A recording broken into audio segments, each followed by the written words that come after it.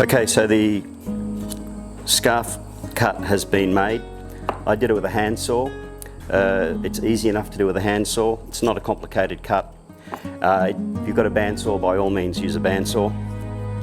But the next thing is we are going to take this piece that we've cut off the top and flip it over and glue it on the back in order to make our headstock. In order for that to happen, this surface on the back of the neck, blank, or shaft rather, needs to be perfectly smooth for gluing, and this top surface that we've just cut also needs to be perfectly flat. So the next challenge is to get that plane flat. Let's get that done.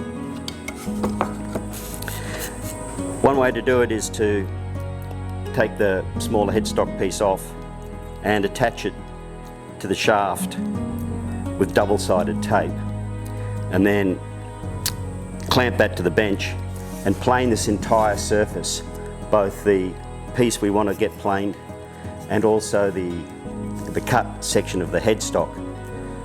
This is not the important part, it's this piece here that we want to get, but this gives us a smoother surface to run a plane over. It is possible just to plane this piece by itself. Your choice. Let's get that plane flat.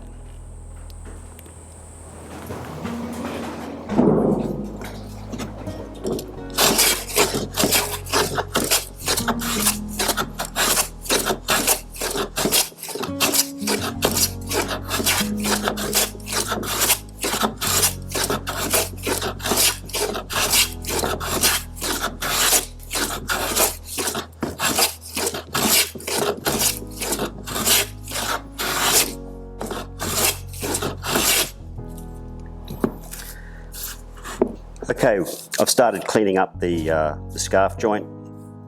As you can see, I've taped the short block to the long block and I'm planing both surfaces.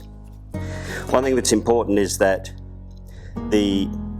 where the bevel angle starts on the neck, that we have a square line across here, and also this interface between the short block and the long block also ultimately needs to be square.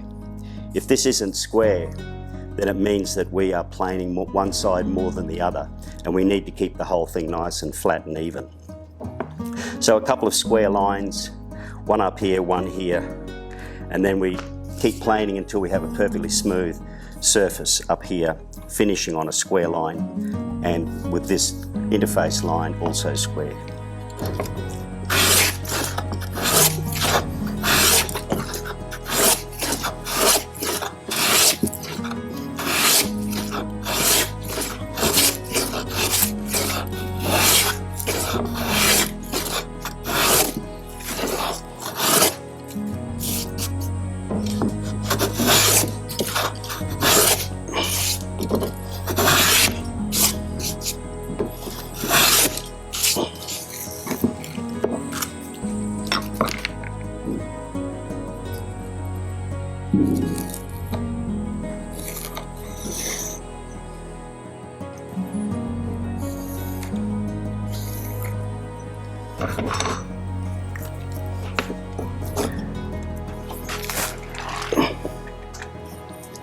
Check that I've got a nice flat surface with no gaps across the width and on both angles.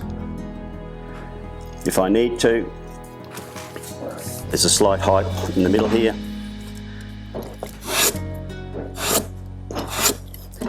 Correct it with my plane